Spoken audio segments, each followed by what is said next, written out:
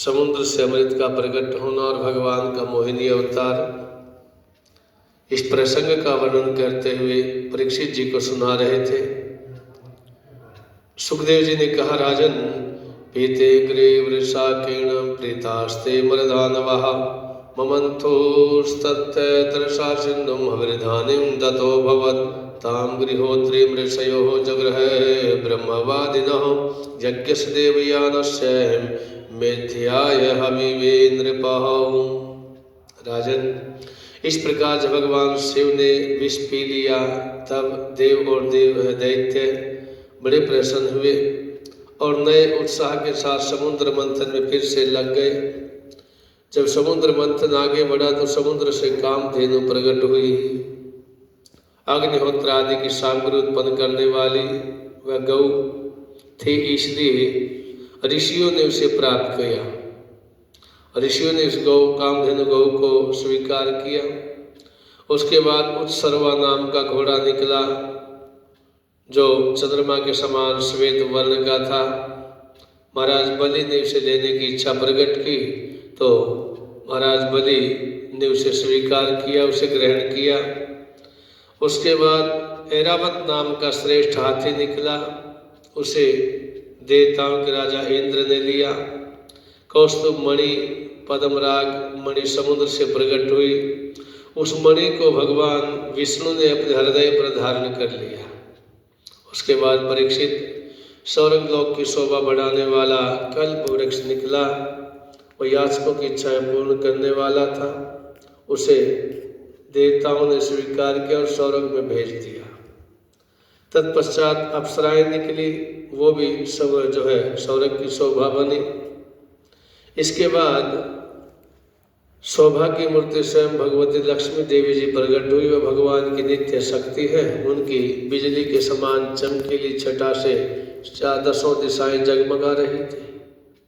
अद्भुत सौंदर्य और आभूषणों से युक्त ऐसी मधुर मुस्कान बिखेरती हुई उस समय जब माता लक्ष्मी जी समुद्र से प्रकट हुई, ब्राह्मणों ने वेद मंत्रों का उच्चारण किया और समुद्र ने पीले रेशमी वस्त्र उनको प्रदान किए तथा ब्रह्मा जी ने कमल और नागों के ने 2 कुंडल उन्हें समर्पित किए। इसके बाद स्वस्त्र पाठ कर चुकने पर अपने हाथों में कमल की माला, कमल पुष्पों की माला लेकर के माता लक्ष्मी सर्वगुण संपन्न पुरुष के गले में हाथ डालने के लिए चली। सभी पंक्तिबद्ध ऋषि, महात्मा, संतगण, दैत्य और देवता लाइन बना करके बैठ गए। एक एक करके सबके पास जाती हुई माता लक्ष्मी किसको वर के रूप में चुना जाए, किसके गले में पुष्पों की माला डालूं, ऐसा करते करते जब आगे जैसे जैसे बढ़ती गई मन में विचार करने लगी कोई तपस्वी है तो किसी ने क्रोध पर विजय प्राप्त नहीं की। दुर्वासा ऋषि जी बैठे हुए थे, देखा कि तपस्वी तो है लेकिन क्रोध इनकी नाक पर बैठा रहता है, क्रोध पर विजय प्राप्त नहीं की, इसलिए ठीक नहीं। थोड़ी और आगे बढ़ी तो देखा संत तो है लेकिन काम पर विजय प्राप्त नहीं कर पाए। ऐश्वर्य भी बहुत, परंतु वह ऐश्वर्य ही किस काम का जब उन्हें दूसरों का आश्रय लेना पड़े। किसी में धर्माचरण है तो प्राणियों के प्रति प्रेम का पूरा बर्ताव नहीं करते। कहीं त्याग तो है परंतु केवल त्याग ही मुक्ति का कारण नहीं हो सकता। किसी किसी में वीरता तो है परंतु काल के पंजे से बाहर नहीं। अवश्य कुछ महात्माओं में विषयाशक्ति नहीं परंतु वे निरंतर अद्वैत समाधि में लगे रहते हैं। भगवान शिव को देखा, तपस्वी भी है, शांत भी है, लेकिन स्वरूप बड़ा विकराल बना रखा है, मुंडों की माला गले में धारण करते हैं। इस प्रकार से माता लक्ष्मी आगे बढ़ती गई। अब इस प्रकार जब सोच विचार करके अंत में लक्ष्मी जी ने अपने चिर अभिष्ट भगवान को ही वर के रूप में चुना, क्योंकि उनमें समस्त सद्गुण निवास करते हैं। जगत पिता भगवान ने लक्ष्मी जी और को अपने वक्षस्थल पर ही सर्वदा निवास करने का स्थान दिया। भगवान विष्णु के गले में जाकर के माता लक्ष्मी ने पुष्पमाला डाल दी और पति परमेश्वर के रूप में स्वीकार किया।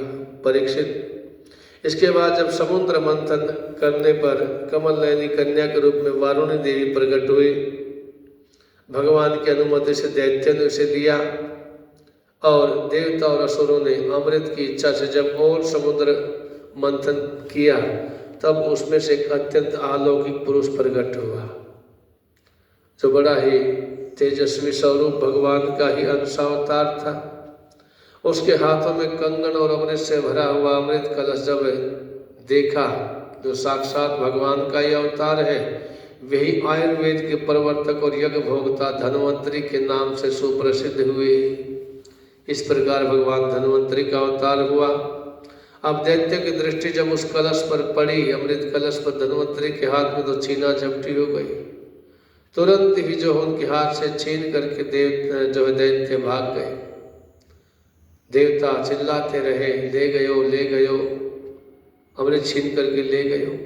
अब देवता हाथ मलते रह गए, लेकिन दैत्य अमृत कलश लेकर के वहाँ से 9-2 11 हो गए।